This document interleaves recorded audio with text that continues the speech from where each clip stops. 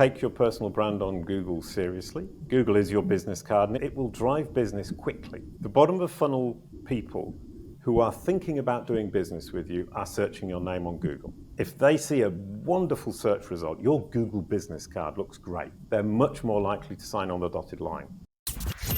Microphone check, 1, 2, what is this? You're now listening to a brand new episode of the Play Big Faster podcast. Look what you done started. Let's go.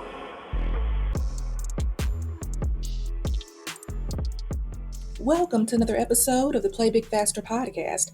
I'm your host, Scherrie L, and I'm joined by a very special guest, the CEO of CaliCube, Jason Barnard. Jason, how are you? I'm absolutely fine. Thank you very much. And thank you for having me on the show. Thank you for being here. Right before we started, we actually realized that we are in a time difference. It's about 7 a.m. where I am. And what time is it where you are? Just after 2 p.m. I'm in the south of France, the other side of do you call it the pond, the Atlantic? I call it the pond, yes. I'm on the other side of the pond. Well, thank you so much for being here with us. I'm really excited about our conversation because there are so many things about online branding that to many may be a mystery. If you work traditionally in a brick and mortar and maybe you don't have a marketing department, there are some things that you can do individually and also things that your company can do to help entrepreneurs grow their online brand. So thank you so much for talking to us a little bit about that. But before we get started, how did you get into this field? Oh, that's an interesting story because my previous job was a voice actor for children's cartoons. I can hear that. I would sing a song. I can sing a song for you. A quick hello and we're good to go. Welcome to your own show, Scherrie. I am loving it. And so I sang songs and I did the voiceover and I pivoted my work to become a search engine optimization Google specialist. And when my potential clients Googled my name, it said Jason Barnard is a voice actor for a blue dog called Boo-Wah. And so I didn't get many clients. And I realized that Google is my business card. So I set about figuring out how I could secure my own name on Google and get Google to present me the way I wanted, which is Jason Barnard is a super search engine optimization specialist at the time. And now Jason Barnard is a well-respected, successful entrepreneur.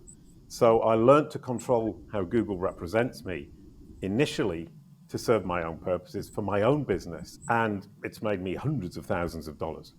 For those of us who may not be savvy with terms like SEO and optimization, what does that mean? Because when you Google yourself, there are lots of things that come up. What does that process look like if you don't have an online presence at all, or if you have not been very intentional about maintaining how Google represents you? Yeah, the word that really stands out there is intentional. We all have a digital footprint, whether we like it or not.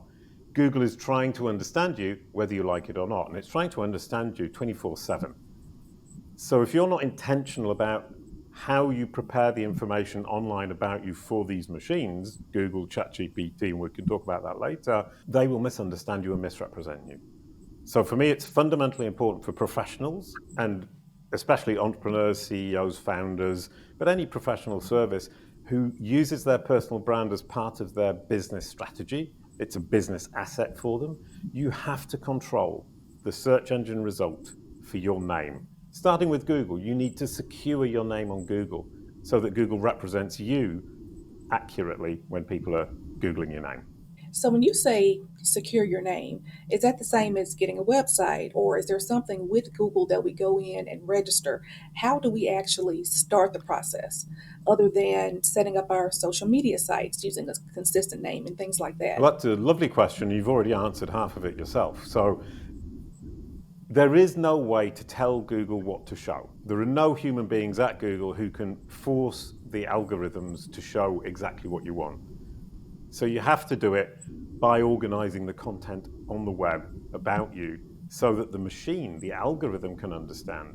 So we're actually communicating with an algorithm that will then figure out exactly what it is you want to say. And you mentioned social media profiles, very important.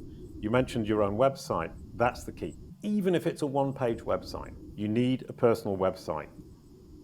The machines, Google's algorithms, ChatGPT algorithms, Alexa, Siri, Perplexity, Bing, Microsoft Bing, are all looking for a source of information about you that you have provided yourself. They want your version of the truth. So you need to provide them with your version of the truth, preferably on your own website. Yeah, and there's something very interesting that you mentioned was the algorithm. That is a beast in and of Yes. itself. How do I make the algorithm my friend? Yeah. Is there is there a certain amount of updates that I need to make over time, or is the algorithm always changing? Now, the algorithm is constantly evolving. It's AI, and AI, artificial intelligence, is learning to learn as it goes along. So it gets smarter and smarter as time goes by. But it is always looking for that one thing, which is your website that explains in your perspectives who you are, what you do, which audience you serve. Then, once it's understood that, it looks at the corroborative information around the web to check that you're telling the truth. That will never change. So you don't need to adapt to the algorithms as they evolve over time. What you need to do is have a clear, consistent message across your entire digital ecosystem and maintain that over time. And you need to use your website as the hub of information these machines use. And this is something that I'm trying to get better at. Of course, this is not my main thing, but I love these conversations because I always feel like there's something for our audience that we get that we didn't have before we started. On-site versus off-site SEO optimization, Right. search engine optimization. Which is more important, and where do I start? I hate to say this, but both. You obviously know a little bit about SEO, and people talk about on-site SEO, which is the work you do to help the algorithms and the work you do on your own website to help the algorithms.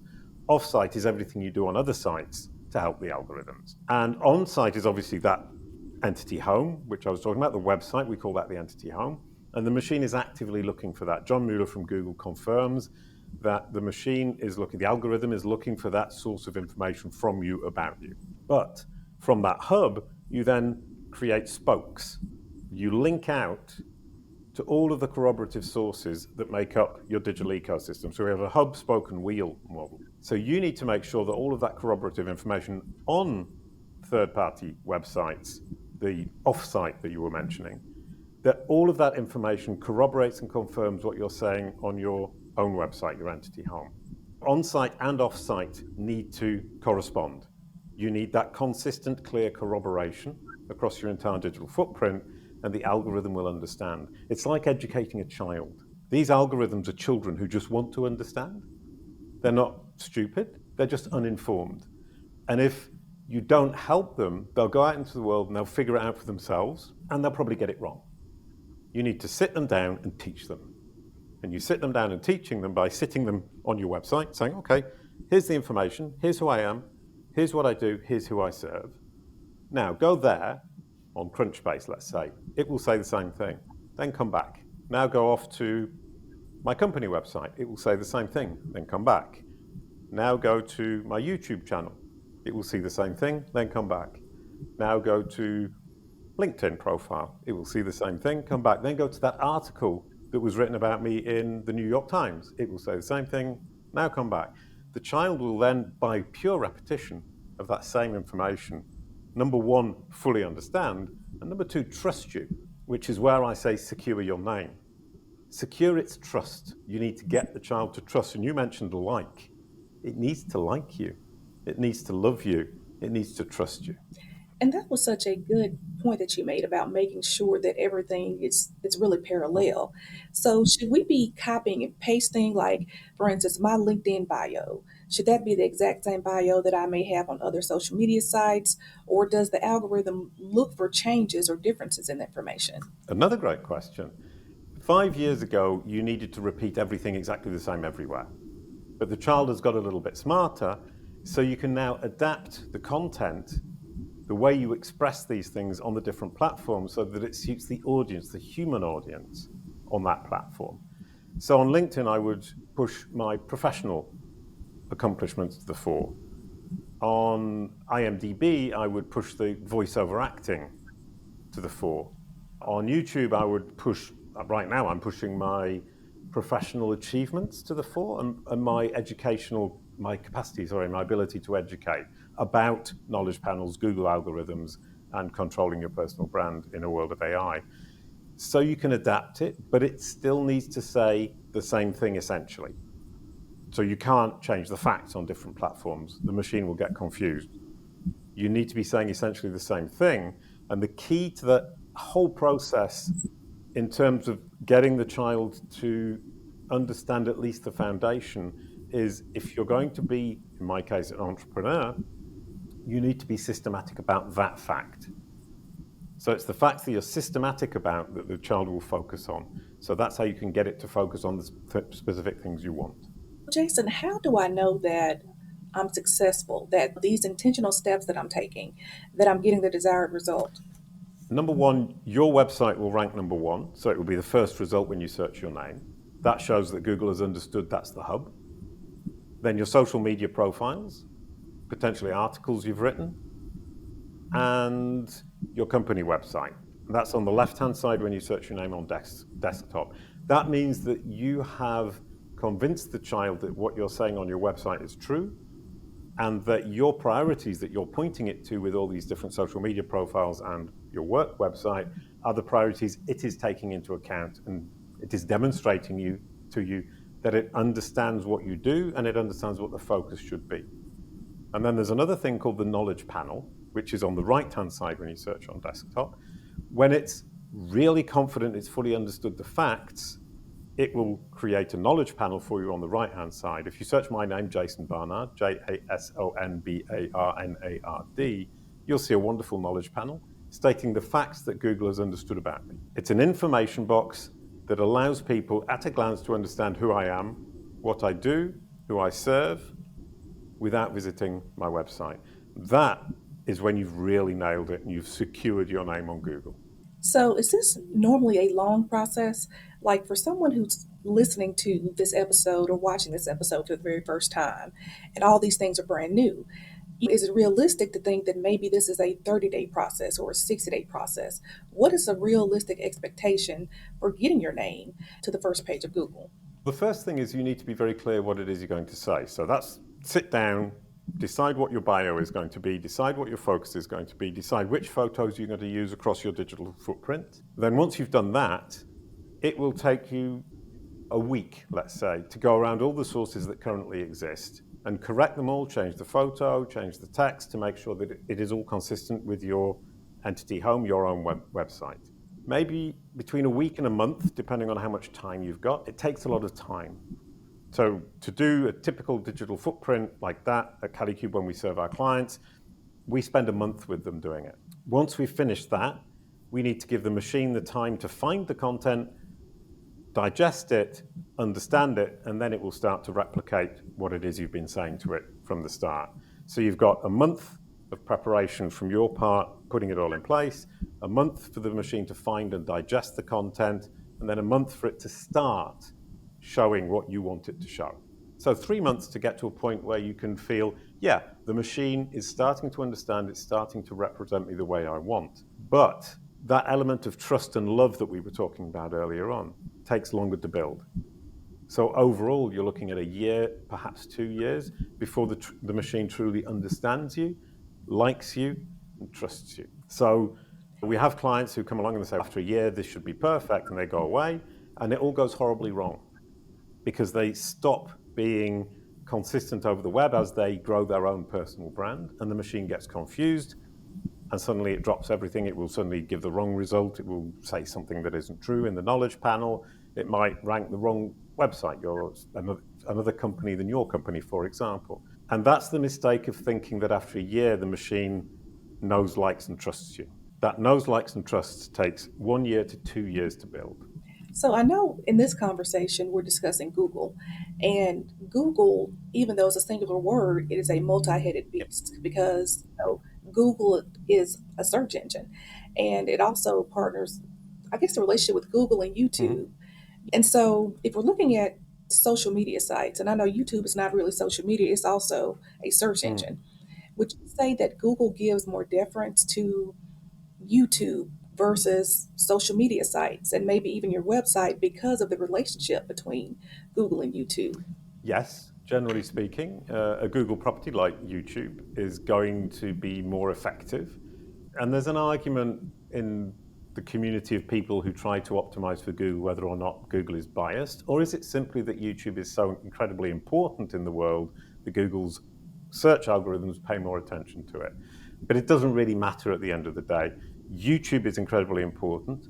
LinkedIn is incredibly important, and LinkedIn belongs to Microsoft. So I would argue, no, Google doesn't have a bias in its own favor. It has a bias in favor of the platforms that make sense for your industry in terms of, that make sense for your industry. So for example, as a lawyer, you probably aren't focusing on Twitter very much. Google doesn't expect to see you on Twitter, but it does expect to see you on LinkedIn. So think more about which platforms make sense within my industry, rather than which platforms are the most powerful per se. Jason, this is all some great stuff. But if I were a small business or a solopreneur and I just want to make widgets all day, how can I start the process of working with CaliCube, and what does that look like? We actually give all of this information away for free. Hold on, time out. For free? Okay, we like free. Tell us more. From my perspective, we have an existential question for people today. Google search right now is very important to your business. It's important to your career and it's important to your legacy. But the future is AI, ChatGPT, Perplexity, Google Gemini, Alexa, Siri. And if you can secure your name on Google today, you can dominate the AI of tomorrow. And from my perspective, your control of your own identity in the minds of these machines, these AI machines, is fundamentally important to human beings. Not just in business, but to human beings. Doubly important for business because your personal brand is a business asset. So we give it away for free because we can't possibly serve the entire human race. So if you go to calicube.com, KALICUBE.com/guides, you can download the 60-page guide to the CaliCube process, which explains exactly how you can secure your name in Google today and dominate the AI tomorrow. And we make our money, we make a business from the people who understand that we're professionals. We've been doing this for years. We'll do it faster, we'll do it more efficiently, we'll do it better, and we can take the weight off your shoulders. You don't have to worry about it. We'll worry about it for you, and we'll make sure that Google understands you, you've secured your name on Google, and you're ready to dominate the AI tomorrow. You've given us so much great information, but if you had just one single piece of advice for entrepreneurs, solopreneurs, and small businesses, just about how to play big faster with Google, what would it be? It would actually be to take your personal brand on Google seriously. Google is your business card, and it will drive business quickly. The bottom of the funnel people who are thinking about doing business with you are searching your name on Google. If they see a wonderful search result, your Google business card looks great, they're much more likely to sign on the dotted line. You'll increase your conversion rate very quickly. So that 3-month period, after 3 months, your conversion rates will start to go up. As I said, it's made me hundreds of thousands of dollars. I could also say if my glass was half empty, I lost hundreds of thousands of dollars before I realized that when Google was saying Jason Barnard is a voiceover actor for a cartoon blue dog, I was losing business. I was leaving money on the table. As soon as my Google business card said, Jason Barnard is a serious entrepreneur and you can trust him, my revenues as a digital marketer at the time went right up. So treat Google as your digital online business card, treat it as the representation of you to your bottom of funnel prospects. It will make you money. You will stop leaving money on the table. Jason, thank you so much for just the information today. How can people reach you? I know you gave us your website, but is that the best place to reach you if we were interested in working with you or had more questions? Google's my business card. So you search my name on Google, Jason Barnard, JASONBARNARD. If you want to learn more about me personally, visit my website, which is the first result you'll see. If you want to do business with me, visit my company website, result number 2.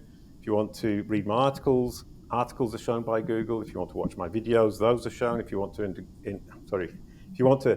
engage with me on LinkedIn, that's the next result. So use my Google business card to choose how you want to engage with me. Love it. Thank you so much for being with us. Thank you very much. It was absolutely delightful. And until next time, play big faster. Thanks for listening to this episode, and remember to play big faster.